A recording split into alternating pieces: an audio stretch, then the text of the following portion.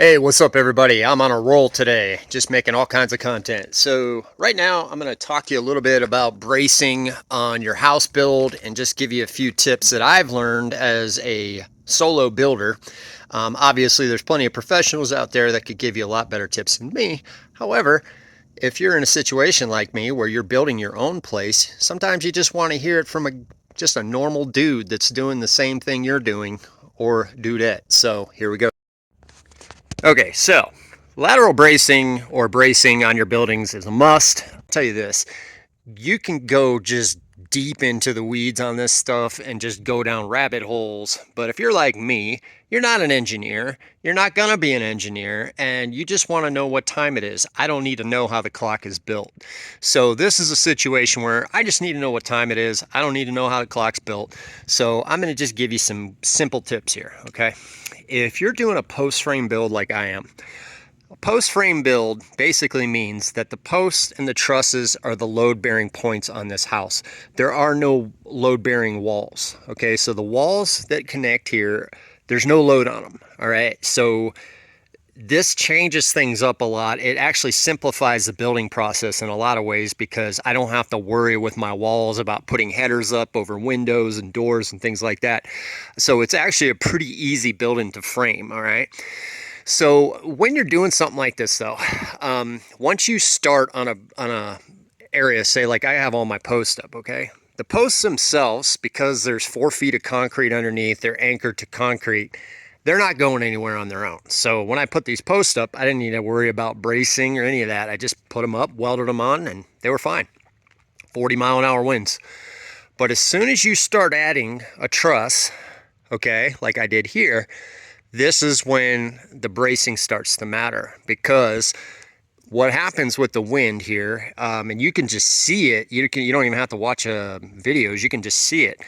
The wind will start pushing on this thing a lot, okay? And when you have a truss on here, even though it looks like, the big takeaway that I got is just because there's not a shear wall or a big sail does not mean there's not a lot of surface area that's catching wind, okay? So even though this may not look like a lot of surface area, I'll tell you what, when you go to paint a truss, that's when you realize how much surface area is actually on it. There's actually quite a bit of surface area here, okay? So when the wind starts pushing, and in my case, it's gonna come from the southwest a lot, it's gonna push really hard this way. So I have to brace this truss. And not only do I have to brace the truss, but I also need to brace the posts, okay? Because the post, of course, when it pushes this way, is gonna push the post this way, same on the other side. And having this truss connecting them here makes it, just exponentially more force on these posts, all right? So I have a pretty rigid frame. Everything's welded together, and I even have bolts and welds on these. So I think, like personally, that my truss would be fine. I think it would be fine, but I'm not going to chance it. No way. Not after I put all this work into it. And if you're building with wood, you have to do this, okay? So you can see what I've done here. Because I don't have any walls or posts up here, right? I have nothing that's bracing this truss at all right? So if I had like posts up in the middle here, then I could actually brace those and connect them to this instead of doing it this way. So what I did here, as you can see, I have a cable that will actually act for part of my lateral bracing. I will have an X right here on the bay. They call them a bay, okay? So if you figure you have a truss here, and 4 posts, this is a bay. I would have an X here, all right? Brace, brace. In this case, I'm using 3/8 inch cable. I had to get shackles, thimbles, turnbuckles, all that stuff, all right, to do this. Now, a lot of people will use ratchet straps like I did here, and you'll see even on professional builds they use ratchet straps because they're a lot cheaper and they're easier to set up, okay? The only reason I actually went with the cables here is because I'm building a carport down the road that's a solar carport, and it's just going to have a roof, but it's not going to have any walls, all right? So that sucker there has to be braced like crazy, okay? Because it's going to have quite a slope on it for the panels.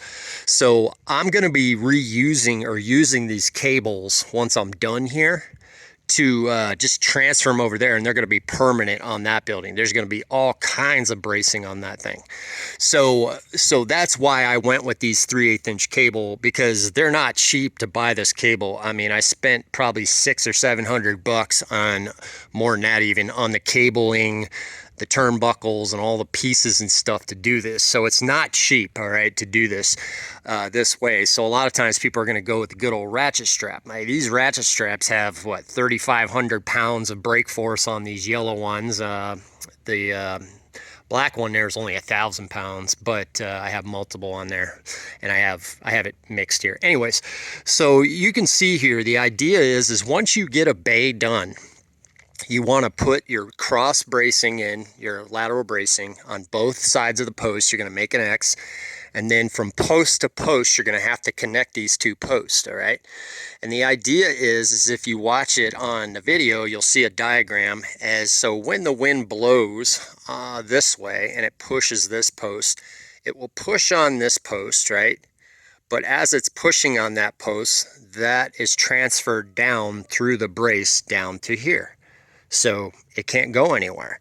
And it's the same thing with the trusses. You're going to do every 10 feet, I'll have an X. So I have a total of 4 X's that are going to go down to center on this bay, plus the end. So that's how you do the lateral bracing in a nutshell. 3/8 inch cable was the one that I saw the most. Basically, you can find endless plans on metal buildings because it's been done a million times. You know, there's no reason to reinvent the wheel.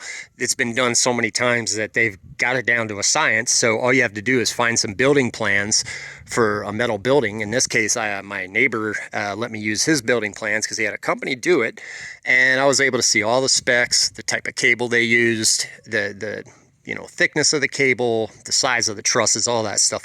So basically, you X here, okay, and then as you build down here, truss, all you're going to do is have a pole, a post connecting these two. There's a name for it, I just forgot, but basically you're going to connect all these posts, okay, and everything that pushes this way transfers over to these cables through those posts. So any wind blowing this way will transfer the wind load through these cables, okay? That's just how it works. I'm not making this up. So, and then what will happen is once I get to the end here, you'll do it again. You'll put your bracing here. So this bay and this bay are going to have my lateral bracing. Another way that it's done is people will do the center of the building too, where they will do, like in this case, I could brace it right here in the center. But because of the way I'm building this, I did it this way. I've seen it both ways, and there's an argument for the center being the ideal place to do this, but you can do it on the ends. I've seen it 1,000 times on the internet, so you do it on the ends is fine. So I'll have it here and here, and then what will happen is once I start framing my building, what you got to remember, and if you don't believe me, just go watch videos of buildings collapsing from wind. If you do not put this bracing up, especially where I live with the winds as high as they are and the high desert here, these winds are crazy sometimes. Like, it's so calm right now, and that's the thing about the desert that'll fool you here. It's so calm, you can hear for miles. But man, when this wind kicks up, when the monsoons come in the afternoon, you'll all of a sudden have 40 to 50 mile an hour wind gusts, and it'll just come out of nowhere, all right? And sometimes we even get these things called microbursts, or like mini tornadoes. And if you get a direct hit on a building like this, and everything hits just the right way, you could collapse your whole building by not having bracing. So that's how important it is. Another thing people do is instead of using cables, you could use posts. You'll see it on a lot of wood frame builds. They'll use just 2x4s for the bracing, but just make sure you do it regardless, okay?